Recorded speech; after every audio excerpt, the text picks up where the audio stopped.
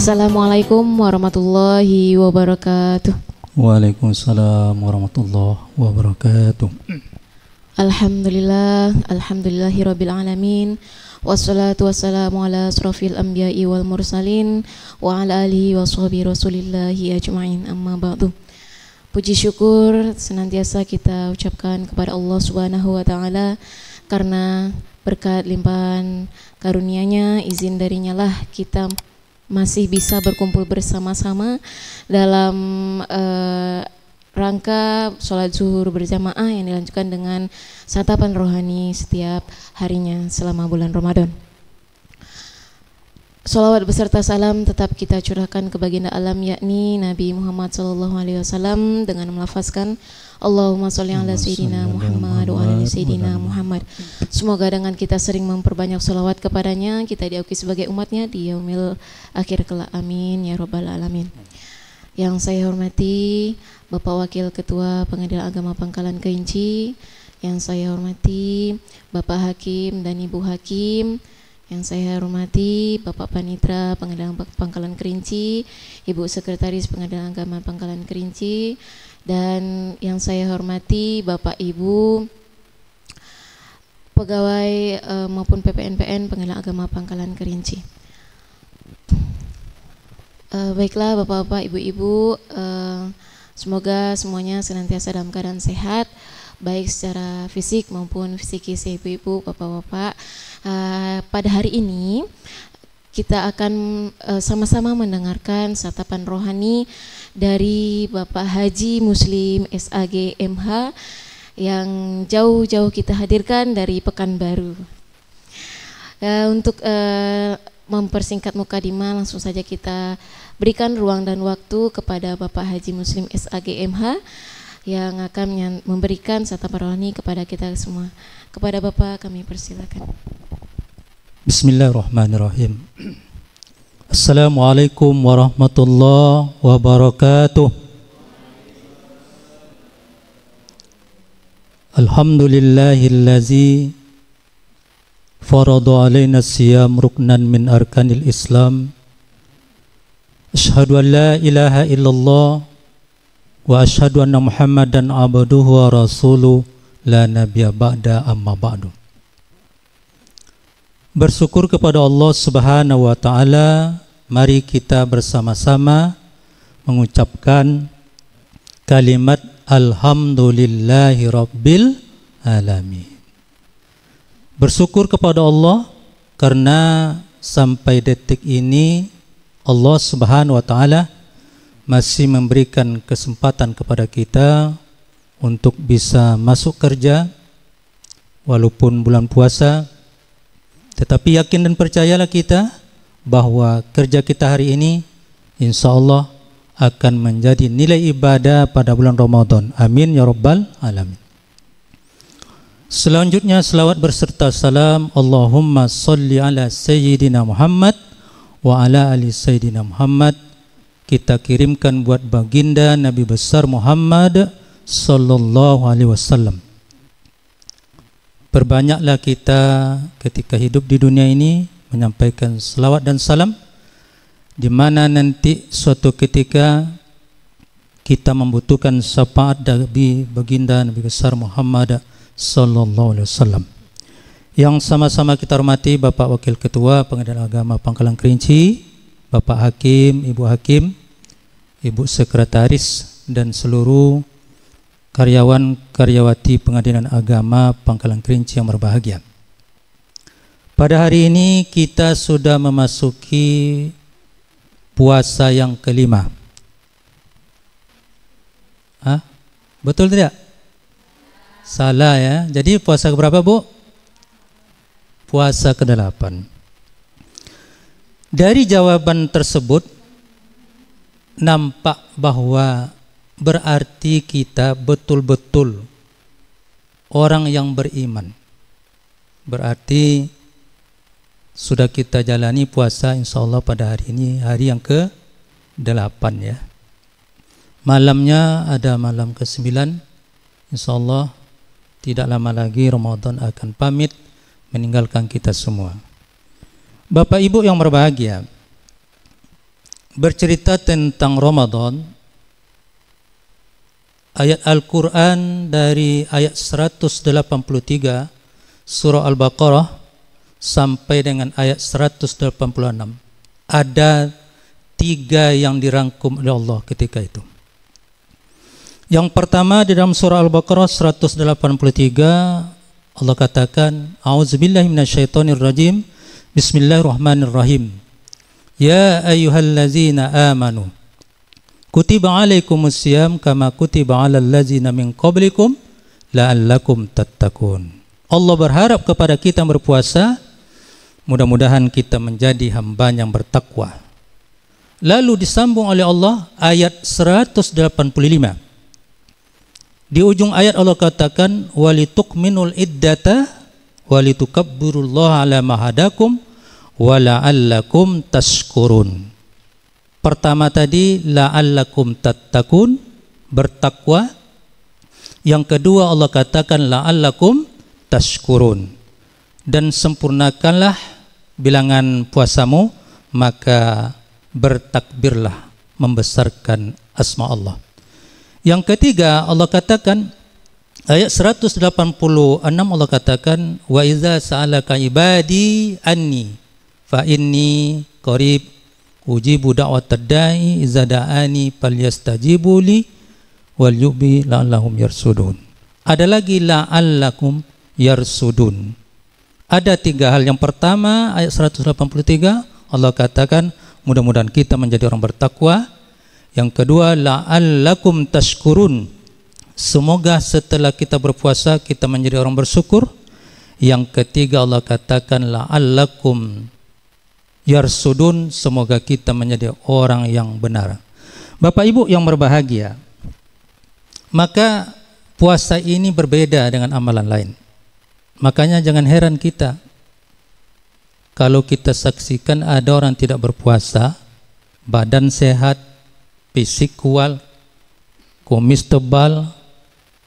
Kalau tidak ada puasa jangan heran, karena yang dipanggil adalah orang yang beriman.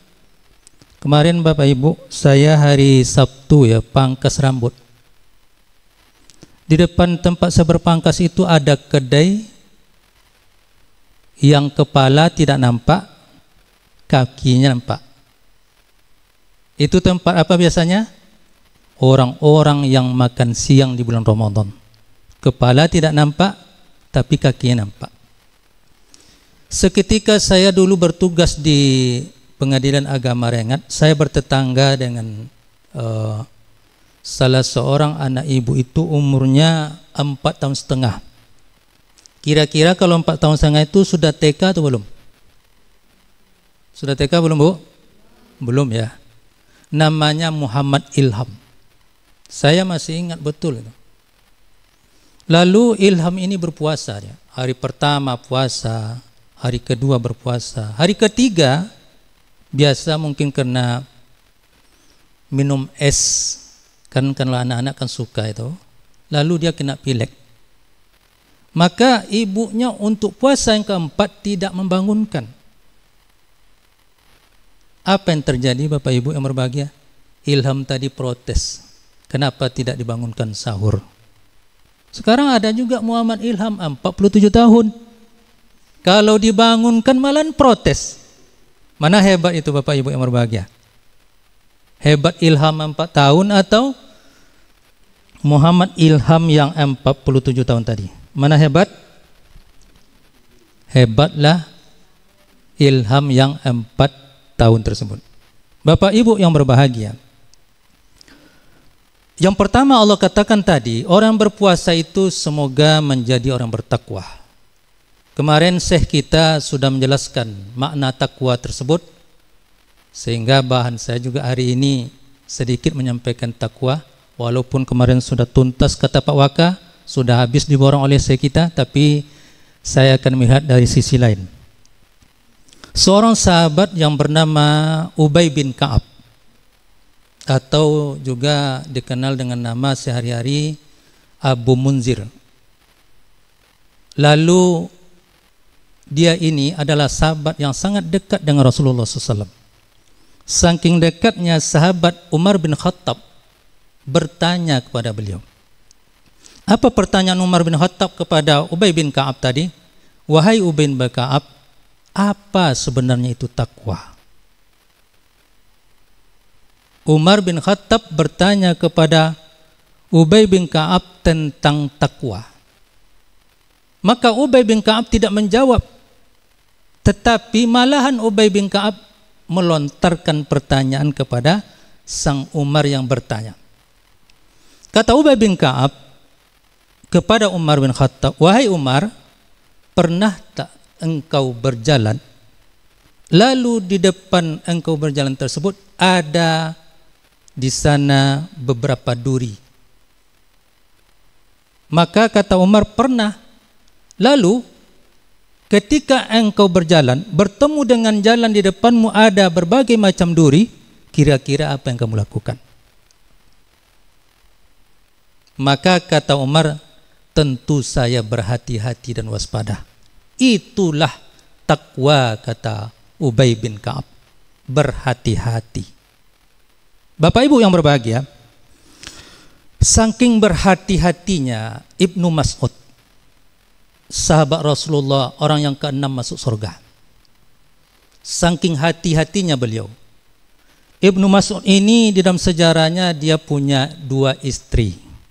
Berapa Pak Rahman? 2 istri. Bolehnya berapa? Bolehnya 4. Kalau ibu-ibu ditanya bolehnya berapa, Bu? 1. 1 ya.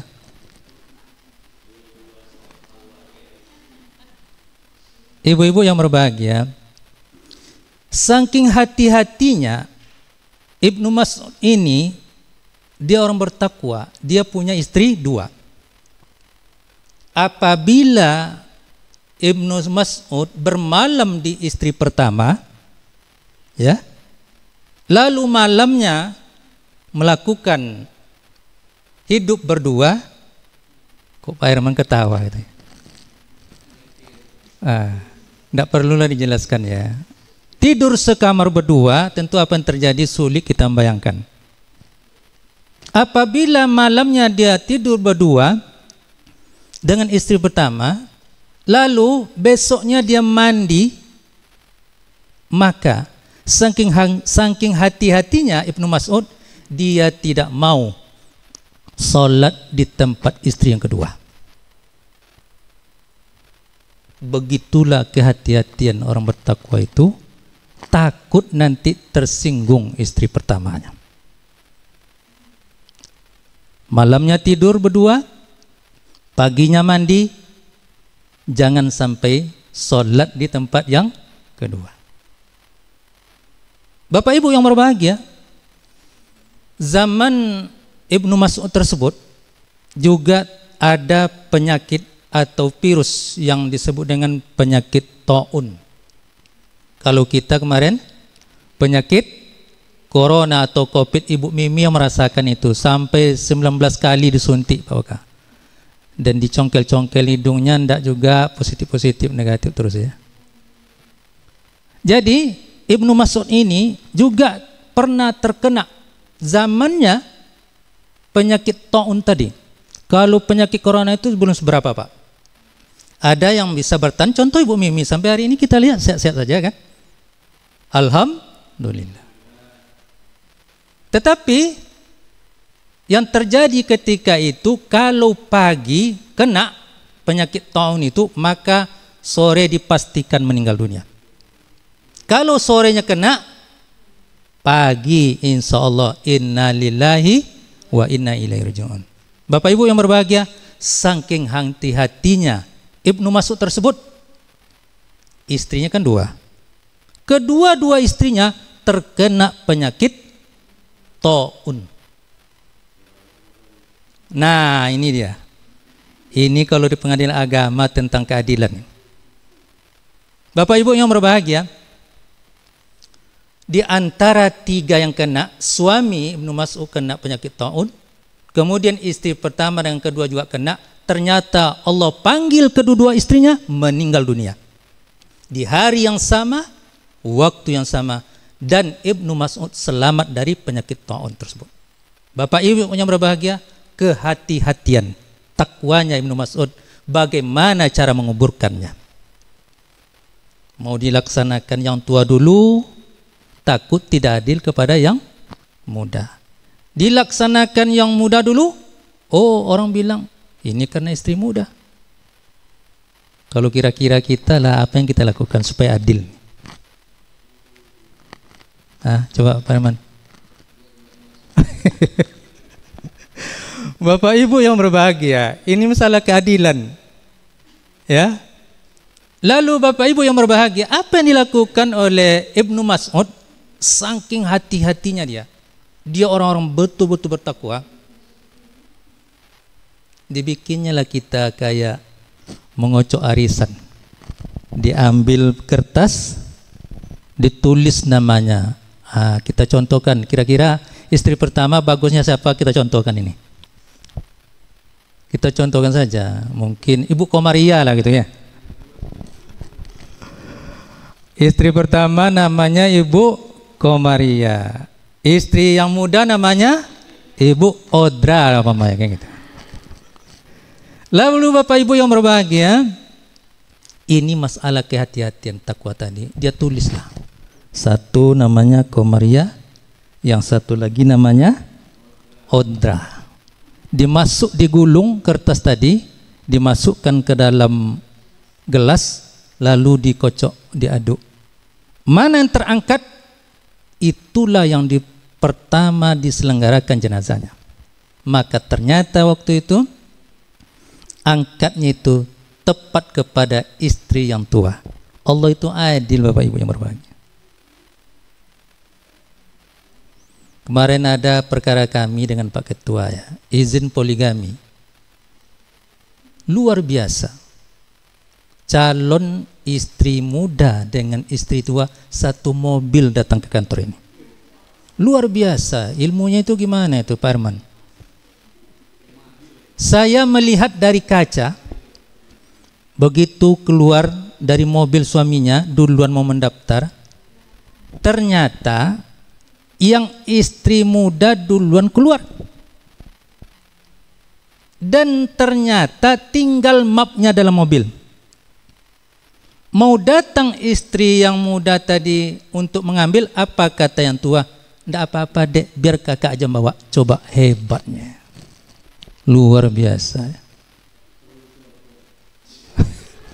Iya, jadi ilmunya itu penting itu untuk kita contoh ya. Sekarang saya tanyalah bapak-bapak. Kira-kira bapak itu, ini hati aja kita tanya. Memang kepengen istri itu lebih dari satu atau cukup satu saja? Ya. Itu memang jujur. Saya juga kepengen gitu. Iya. Memang boleh kok. Saya dulu waktu di Mekah cerita dengan orang Arab, tapi yang pandai bahasa Indonesia. Saya tanya, kok bisa Imam Masjidil Haram ini setiap waktu datang, apalagi subuh, dia ada terus, saya bilang. Artinya tidak terlambat. Padahal ibu bapak untuk masuk menuju depan Ka'bah untuk sholat itu luar biasa banyaknya orang, tapi kok tepat waktu. Tersenyum orang Arab tuh. Dia tanya ke saya, Indonesia? Ya, saya Indonesia. Bilang kan, berapa istri? Satu. Saya bilang, mantap katanya. Coba bayangkan Bapak Waka, tak mantap katanya kalau satu istri itu. Sebab apa? Kalau orang Indonesia ini dengan 5.000 saja bisa maharnya Pak. Oh kaya.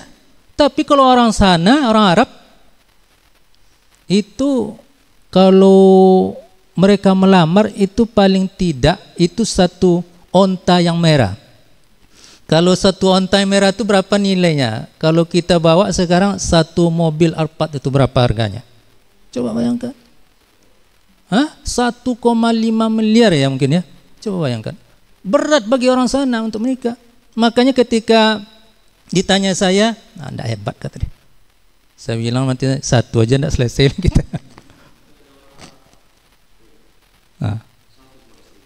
Ada juga mama satu istrinya kan.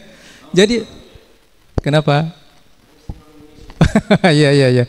Bapak Ibu yang berbahagia, dan ternyata lagi pemerintahan Arab Saudi itu menyediakan istrinya 4. Istri pertama, istri kedua, istri ketiga, istri keempat. Hebat tidak Bapak Ibu? Kira-kira kalau di Indonesia diterapkan gimana itu? Bapak Ibu yang berbahagia, begitulah kehati-hatian gitu ya. Sampai Ibnu Mas'ud itu mengajarkan kepada kita untuk berhati-hati. Bagaimana caranya meletakkan keadilan, itu saja luar biasa beratnya. Bapak Ibu jemaah zuhur yang berbahagia, ada yang lebih hati-hati kita. Lebih hati-hati dan waspada tentang kematian. Ada yang tidak mati kita ini? Semua kita pasti. Dan saya hanya berani menyatakan yang pasti itu kematian. Maka Bapak Ibu yang berbahagia, karena dia pasti datang, kita menunggu gilirannya saja. Musim corona kemarin Bapak Ibu, itu di lingkungan saya, itu kan masjidnya ada 5 dekat-dekat rumah itu kan. Pagi ini pengumuman innalillah, sore nanti pengumuman innalillah, tengah malam jam 10 innalillah. Jadi waktu itu rasanya kayak kematian itu mudah sekali. Makanya berarti pasti kematian itu. Makanya kita selalu di dalam berdoa itu, Allahumma inni as'aluka salamatan fid din wa afiatan fil jasad wa ziyadatan fil ilmi wa barakatan fil rizki wa taubatan qablal maut wa rahmatan indal maut wa maghfiratan ba'dal maut. Allahumma hawwin alaina fi sakaratil maut. Ada 4 tentang kematian ini kita minta. Pertama, tentang bertaubat sebelum mati. Kita ini manusia memang sifatnya melakukan salah, dan Allah sangat suka orang yang bersalah melakukan taubat. Maka kita dianjurkan setiap hari itu melaksanakan salat sunat taubat. Karena kita tidak tahu siang dan malam kita bergaul dengan orang lain, kita kadang-kadang melakukan salah, maka untuk itu kita selalu bertobat. Yang kedua, kita bermohon kepada Allah dimudahkan ketika meninggal dunia. Bapak Ibu yang berbahagia, ada sebuah penelitian yang sederhana dari salah seorang dokter dari Rumah Sakit Islam Jakarta. Jadi dokter ini namanya Bapak Dr. Sarifuddin. Dia mengadakan penelitian kecil-kecilan. Dan dokter ini ditugaskan oleh yang punya Rumah Sakit Islam Jakarta tersebut sebagai rohaniawan. Artinya begini, apabila ada nanti calon daripada orang yang sakit ini, calon mau meninggal dalam keadaan sakratul maut, dia dokter ini tugasnya membimbing kalimat la ilaha illallah Muhammadur Rasulullah di telinganya.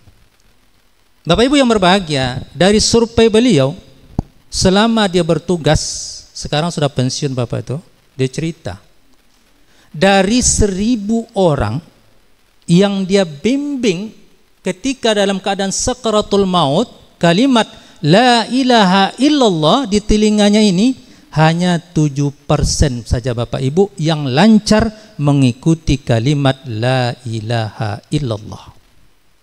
Berarti kalau 1000, 7%-nya berapa? 70 ya? Ya. Berarti dari 1000 orang yang dia bimbing mengucapkan kalimat la ilaha illallah dalam keadaan sakaratul maut, hanya lebih kurang 70 orang saja yang lancar.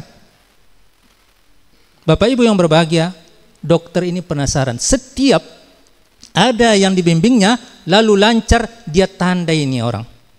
Almarhum ini dia tandai, dan nanti dia cari siapa keluarganya, siapa ahli warisnya.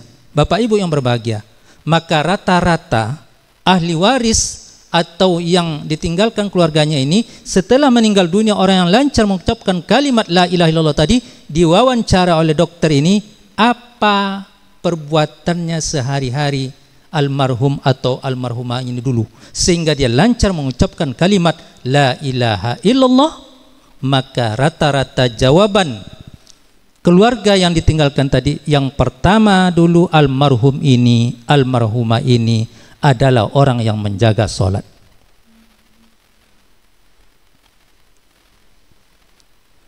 Bagaimana kira-kira dengan kita ini, termasuk yang ngomong ini? Sudahkah kita betul-betul menjaga sholat kita? Orang sudah azan kadang-kadang, kita masih juga. Bapak Ibu yang berbahagia, jadi ada seorang laki-laki menemui Rasulullah. Dia laki-laki ini sudah tua, kemudian buta pula lagi. Sa'ala ya Rasulullah, saya bertanya kepada engkau ya Rasulullah, saya ini adalah a'ma, saya ini buta, tua, tetapi tidak ada yang membimbing saya untuk datang ke masjid. Pertanyaan saya, adakah rukhsah untuk ku salat di rumah? Artinya begini, saya ini tua, buta, boleh enggak saya salat di rumah? Kata orang tua ini yang buta ini. Maka jawaban Rasulullah, boleh, karena kamu tua dan buta dan tidak ada yang membimbing kamu. Palamma walla, tentu laki-laki ini pun pergilah. Baru beberapa langkah laki-laki tua ini yang buta ini pergi, maka dipanggil oleh Rasulullah kembali, ta'al ke sini ke sini. Ada apa lagi ya Rasulullah? Hal tasmi'un nida, kata Rasulullah. Saya tadi lupa menanya kamu. Kamu kan buta. Tetapi pertanyaan saya, kata Rasulullah, hal tasmi'un nida, apa kamu mendengar kalimat azan? Oh, saya hanya buta ya Rasulullah, tapi azan itu saya dengar. Maka kata Rasulullah, fa'ajib, maka kamu wajib melaksanakan sholat itu ke masjid. Bapak Ibu yang berbahagia, sekarang kita sehat walafiat, ya, tidak buta, betul enggak Pak Iman? Kaki kita sempurna. Kira-kira bagaimana dengan yang buta tadi itu? Malu enggak kita? Bapak Ibu yang berbahagia, memang kenapa ya kalau di Mekah Madinah itu kok bisa begitu ya? Kalau memang azan itu tidak memang tutup toko itu, kadang-kadang ada yang tidak tutup. Paling nanti di apa? Sejadah-sejadah itu aja ditutupkan secara apa biasa saja. Memang apa? Kalau kita waktu kecil dilahirkan waktu itu dengan kalimat azan, Allahu Akbar, Allahu Akbar, supaya apa nanti ketika kita besar, maka ketika kalimat azan itu dikumandangkan, kita besarkan Allah SWT. Saya pernah membaca itu ya, sebuah tulisan ada di daerah Jakarta sana, sebuah perusahaan. Ditulis di apa namanya di perusahaan itu dengan baleho, tulisannya utamakan waktu sholat dan keselamatan. Maka ketika azan berkumandang, berhenti bekerja Bapak Ibu yang berbahagia. Berapa kerugiannya? 350 juta setiap waktu azan dikumandangkan. Tetapi dia bahagia. Rugi secara materi, tetapi dia menang di hadapan Allah SWT. Jadi yang pertama tadi adalah orang yang dilancarkan oleh Allah mengucapkan kalimat la ilaha illallah tadi adalah orang yang melaksanakan solat dan menjaga solat. Bapak Ibu yang berbahagia, 5 menit lagi. Bapak Ibu yang berbahagia, solat ini memang perintah yang betul-betul luar biasa. Itu perintahnya langsung dijemput oleh baginda Rasulullah ke hadapan Allah SWT. Maka dikatakan dalam hadis mengatakan innama masalus shalah fiddin kama salir ra'si fil jasad. Sesungguhnya solat dalam agama Islam itu bagaikan ra'si, kepala, fil jasad, pada tubuh manusia. Kalau orang tidak punya tangan dan kaki, banyak kita lihat masih bisa hidup. Betul tidak, Bu? Tetapi saya rasa tidak ada orang yang hidup tanpa kepala. Begitulah pentingnya sholat tersebut. Saya dulu Bapak Ibu ketika kecil, kalau ada orang-orang kampung mau menikah, saya ingat betul abang saya yang besar itu, masih ingat saya sampai hari ini. Itu sebelum Pak KUA, kalau dulu Kodi namanya, datang ke rumah, Pak Waka sibuk menghafal rukun iman, rukun Islam, cara sholat. Memang ditanya, kalau tidak bisa menjawab, maka bahasa Bangkinangnya akan menjadi bujang lapuk begitu. Artinya tidak akan nikah. Sekarang mana ditanya? Bisa tidak sholat? Tidak akan ditanya. Sekarang apa yang ditanya? Di mana kerajo? Barah gajinya. Tetapi kalau ditanya sholat, banyak yang tidak bisa menikah.